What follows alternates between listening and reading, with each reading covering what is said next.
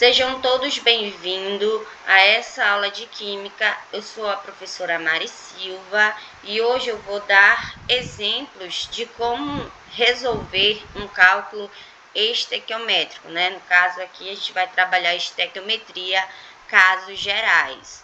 Existem os casos particulares que eu vou estar explicando em um outro momento, certo? Então, por que é importante estudar estequiometria no ensino médio? A estequiometria, gente, é imprescindível. Ela está principalmente presente nas indústrias farmacêuticas, né? Também a gente utiliza no nosso dia a dia, mas na indústria ela é imprescindível. Por quê? Porque para a gente obter um produto ou um remédio ideal, a gente precisa reagir às quantidades certas. Não vou colocar uma quantidade de grama, uma quantidade de volume, de qualquer jeito, certo? Então precisa haver quantidades ideais para se obter um produto ideal, tá? Então, um exemplo que a maioria dos professores a gente gosta de estar mostrando para vocês é que na hora que a gente vai produzir um bolo, certo? Vamos produzir um bolo. Esse bolo eu vou utilizar 1 kg de trigo, 6 ovos e 3 colheres de açúcar ou de leite, né? A gente vai utilizar, tá? A produção desse bolo vai precisar da quantidade de reagentes ideais, porque se você ultrapassar essa quantidade, o bolo ele pode não sair perfeito, né? Pode murchar. Então, olha como é importante um cálculo estequiométrico, né? Até para preparar um bolo a gente vai utilizar a estequiometria. Olha só. Para mim fazer um bolo, eu utilizo 1 kg de trigo, né? 1 kg de trigo vai produzir um bolo. E para mim fazer 2 bolos, quantos quilos de trigo eu vou utilizar? Então, esse X da questão aqui, ó, que a gente utiliza muito na estequiometria, esse X da questão está relacionado à pergunta. Está relacionado àquilo que você quer encontrar, aquilo que você quer obter. Se você quer achar uma determinada massa na questão, então X grama. Se você quer achar qual o volume, então X volume, seu X vai ser relacionado a volume. Então, qual o número de mol? Então, X mol, tá? Aqui é um exemplo simples, utilizando a produção de um bolo, né? Então, se eu quero saber a quantidade de trigo para mim fazer 2 bolos, então X tem que estar embaixo de trigo, porque é o que eu quero encontrar. Então, acabou a interpretação da química, né? Aqui. Agora a gente vai realizar o cálculo, fazendo uma regra de 3 simples. Então, X vezes 1, né? É igual a 1 vezes 2, que é a quantidade de bolo que eu quero achar. 1 vezes 2. Então, esse 1, 1 vezes 2, 2. Esse 1 está multiplicando, ele vem para cá, dividindo, né? Que fica 2 dividido para 1, que vai dar 2 trigos. Então, esse cálculo é muito simples, certo? No cálculo estequiométrico, não é uma coisa, não é um bicho de 7 cabeças. Algumas questões a gente precisa interpretar, tá? A gente precisa saber interpretar, porque o resto é só matemática, matemática básica, divisão, multiplicação, tá? Então, basta a gente saber os passo a passo e interpretar a questão, tá? Então, para efetuarmos os cálculos estequiométricos, né, a gente precisa seguir essa sequência aqui, tá? Então, o primeiro passo, se na questão ele não te dá uma equação química, ele vai te dar os dados. Ah, eu reagi fulano com ciclano e formou o produto tal. Então, você vai ter que escrever essa reação. Ou a questão já te dá a reação química e você tem apenas que verificar se os reagentes e os produtos estão devidamente balanceados. Então, você vai fazer esse balanceamento na reação química. Então, esse é o passo principal, porque se a sua equação química não tiver devidamente balanceada, toda a sua questão vai estar errada, vai dar valores errados. Então, a gente precisa sempre analisar a equação química e balancear essa equação química, tá? E a gente vai depois, nós iremos identificar a pergunta, o problema, né? É o X da questão, que nem eu falei aqui, né? Nesse exemplo, né? Qual a quantidade de trigo que eu vou precisar utilizar para a produção de 2 bolos, né? Então, o trigo é o meu X da questão. Então, eu tenho que ver a pergunta, analisar a pergunta e achar o meu X da questão. Depois eu vou o quê? Eu vou montar, né, a proporção. Vou acertar os coeficientes, vou montar a proporção, que é a proporção, é a regra de 3, certo? Vou montar aqui a minha relação, vou montar a regra de 3 e por último eu vou solucionar. Eu vou resolver através dos cálculos matemáticos. Então, aqui eu tenho um exemplo de uma relação que envolve o cálculo estequiométrico entre massa com massa, tá? É importante falar nessa parte, bem aqui, ó, da estequiometria, é importante vocês entenderem esse ciclo que eu deixei aqui destacado, justamente porque você tem que lembrar sempre que quando envolve massa em uma substância, eu tenho que saber que um mol equivale à massa molar dessa substância, tá? Então, a questão me deu o número de mols e está trabalhando massa molar. Então, um mol equivale à massa molar dessa substância.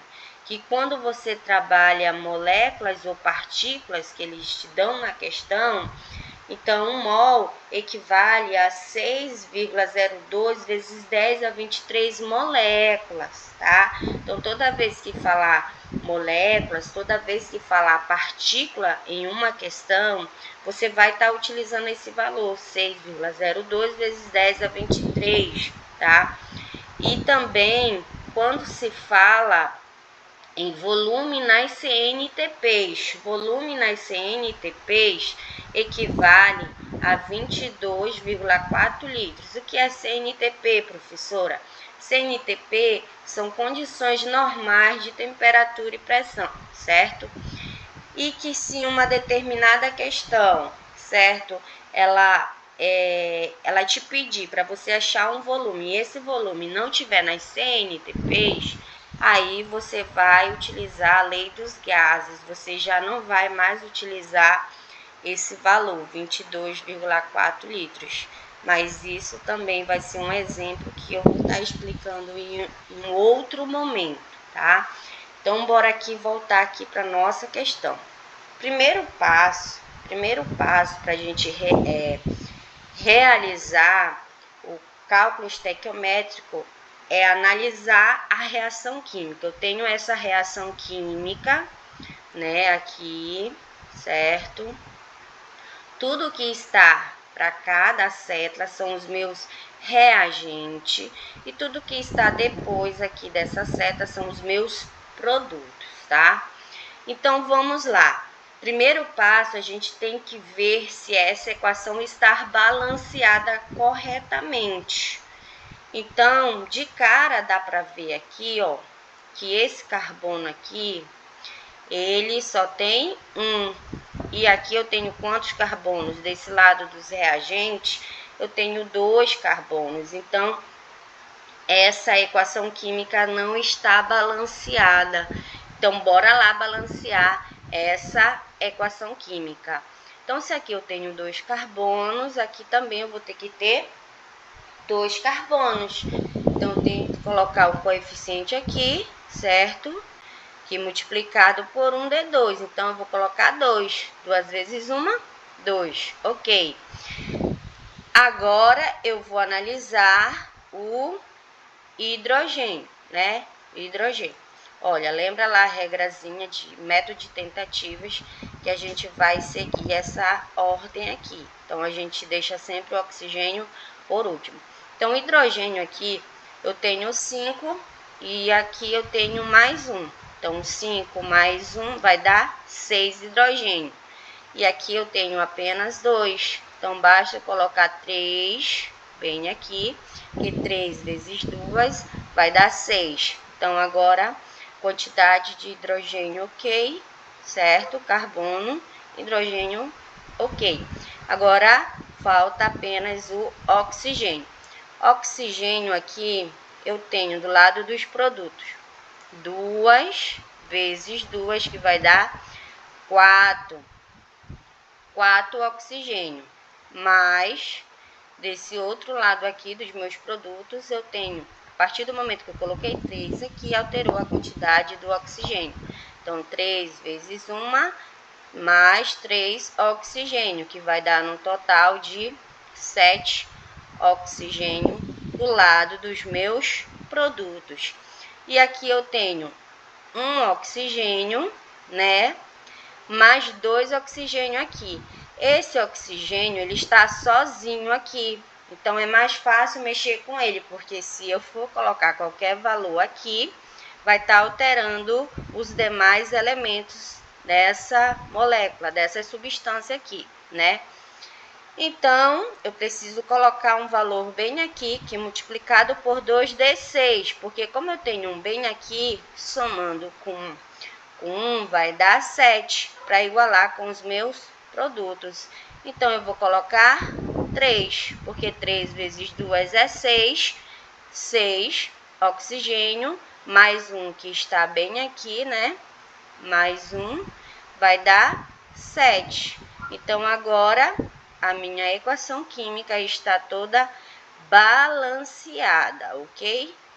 Está balanceada aqui. Então, pronto. Agora sim, a partir do momento que eu analiso e vejo que a minha equação química está balanceada, eu vou fazer agora o quê? Eu vou iniciar a interpretação. Eu vou procurar o X da questão, tá? Bora lá procurar o X da questão. Já resolvemos aí o balanceamento. Então, vamos lá ler com atenção a pergunta. A pergunta diz o seguinte: qual a massa de um gás oxigênio? Então, aqui, ó, ele já diz o seguinte: qual a massa do gás oxigênio? Ele já está falando qual a massa do gás oxigênio. Então, esse é meu X da questão. Eu já sei qual é o meu X da questão. Qual a massa do gás oxigênio? São necessários para a combustão completa de 115 gramas de etanol. Então, a minha relação aqui vai ser, aqui ó, eu observo que o oxigênio ele está desse lado aqui, do lado dos meus produtos. Então, eu vou colocar X grama, porque o que eu quero saber é do oxigênio, que reage, né? Que são necessários na combustão de 115 gramas de etanol, que é essa substância bem aqui, tá? Observa que esse coeficiente, aqui ó, tá vendo bem aqui esse coeficiente 3 e 1, eu vou ter que colocar aqui também. Aqui eu colocaria 1 também, mas não é necessário porque é 1, todo número multiplicado por 1 vai ser ele mesmo. Mas é importante porque esse valor representa um número de mol. E esse número de mol eu vou ter que transformar para massa molar. E como é que eu faço isso, professora? Toda vez que você tem aqui um valor, você quer achar a pergunta em grama, embaixo tem que ter grama. Aqui é grama, embaixo tem que ter grama. Se fosse mol, teria que ter mol embaixo. Se fosse mol, bastava eu colocar 3 aqui, estava ok. Mas não é, é grama. Então, eu tenho que transformar isso aqui para grama mol. E como é que eu faço isso? Você vai multiplicar, né? Aqui, ó, na questão, eu tenho aqui os dados. Essa massa molar, você vai achar a partir da soma das unidades de massa atômica de todas essas substâncias. Por exemplo, a massa atômica do carbono é 12. Se você pegar 12 vezes 2, vai dar 24. Mas a massa atômica do hidrogênio é 1, né? É 1. Aí 1 mais... Aqui tem 5, mais 1 vai dar 6, né? Que 12 mais 6 vai dar 18. E a massa atômica do oxigênio é 16. Então, somando tudo, vai dar 46 gramas-mol, tá? E, como eu falei novamente, a massa do oxigênio é 16. 16 vezes 2 vai dar 32, tá? Então, essa massa molar aqui é que eu vou colocar e jogar aqui embaixo, porque eu vou transformar esse número de mol para grama, que tem que ter grama embaixo de grama, certo? Então, eu já fiz a minha interpretação, agora é resolver a minha regra de 3, que vai ficar x grama vezes 1 vezes 46 vai dar 46, que é igual a 115 gramas vezes 3 vezes 32. Esse daqui eu vou isolar x, esse daqui ele vem para cá dividindo.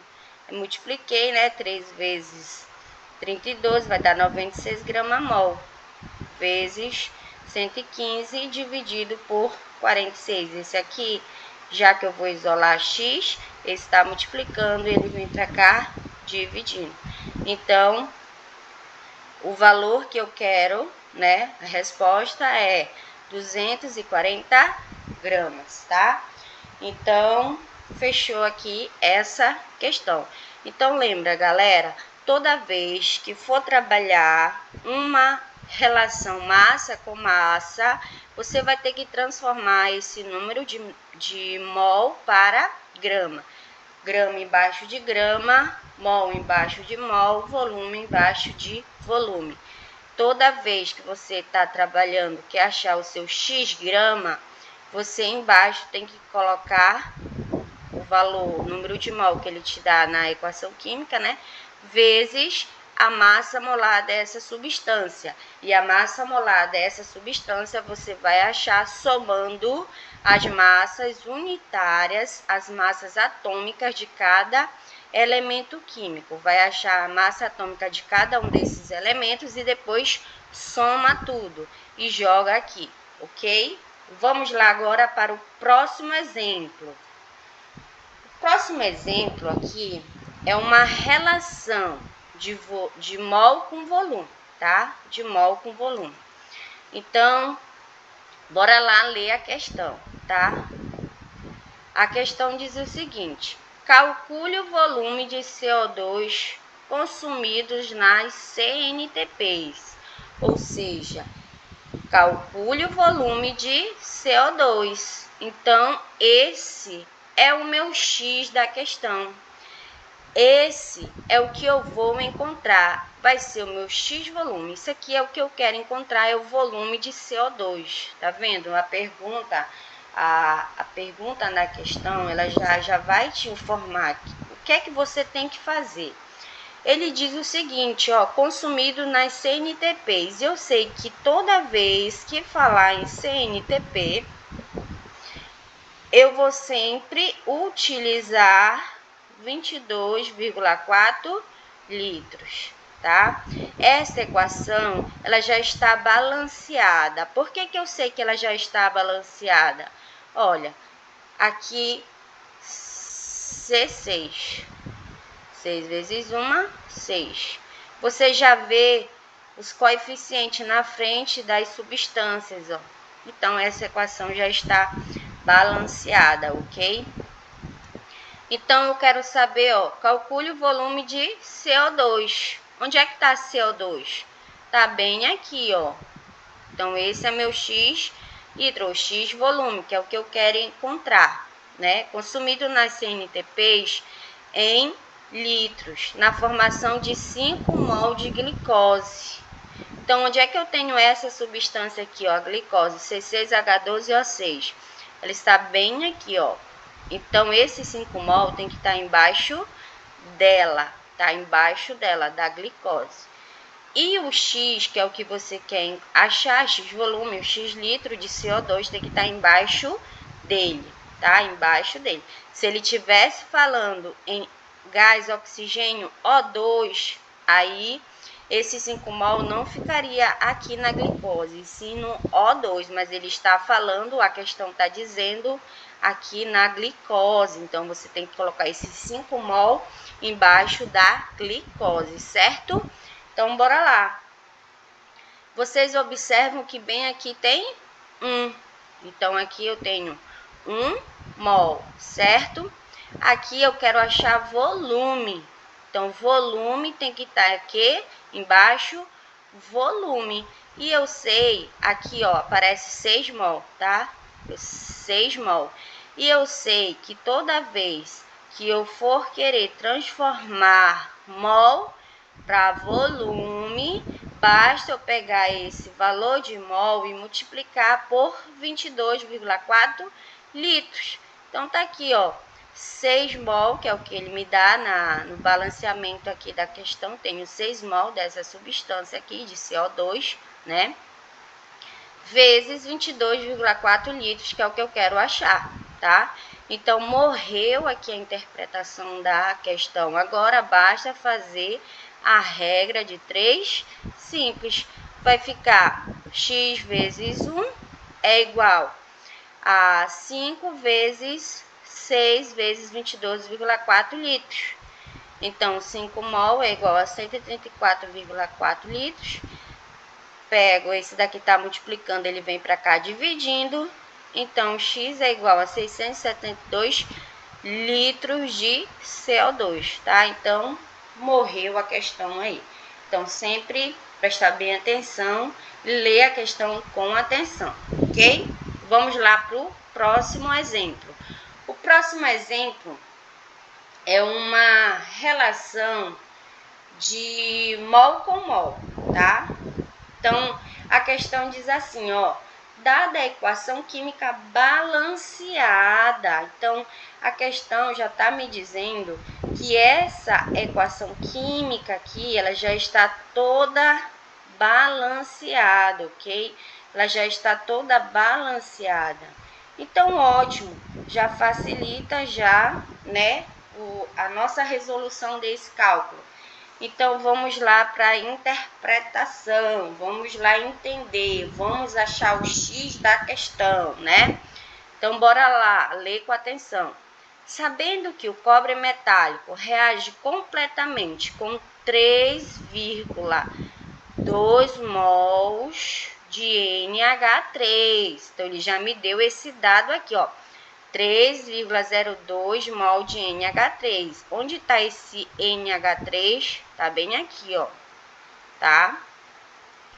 Quantos mols de óxido nítrico, ó? NO. Eu já até deixei aqui essa cor separada, aqui, ó. O NO. Ele quer saber, ó, quantos mols de óxido nítrico se formam, né, nessa reação. Então, bora lá, ó, X mol de óxido nítrico, que é o que eu quero achar. Eu quero achar o número de mol. E esse número de mol, ó, sabendo que reage, o cobre metálico, que reage completamente com 3,02 mol de óxido nítrico, ou de HNO3. Tá bem aqui, ó. 3,2 mol dessa substância aqui, ó. Tá? Então, eu tenho que colocar embaixo dela. 2, tá bem aqui, ó. X mol, que é o que eu quero encontrar, de óxido nítrico. Tá aqui a substância, tá? Reagindo com 3,2 mol dessa substância aqui, HNO3. Ok, já tenho a minha relação. Aqui eu tenho mol e aqui eu tenho mol. Quando eu tenho mol, basta eu trabalhar número de mol com número de mol. Então, esse 2 representa o número de mol dessa substância. Então, 2 mol. Dessa substância aqui eu tenho 8, então eu coloco embaixo. Mol, embaixo de mol. Mol, embaixo de mol. Aqui eu não vou precisar utilizar o 22,4 litros. Eu não vou precisar utilizar a quantidade de moléculas 6,012 vezes 10 a 23. E eu não vou precisar calcular a massa molar das substâncias. Não vou precisar, porque eu estou trabalhando nessa questão apenas a relação de mol com mol. Mol com o número de mol. Então, mol embaixo de mol. Então, pronto. Morreu a interpretação do cálculo. Basta fazer a regra de 3 e multiplicar tudo. Vai ficar, ó, 8 vezes x é igual a 3,2 vezes 2. Então, eu tenho que 8 vezes x vai dar 8x.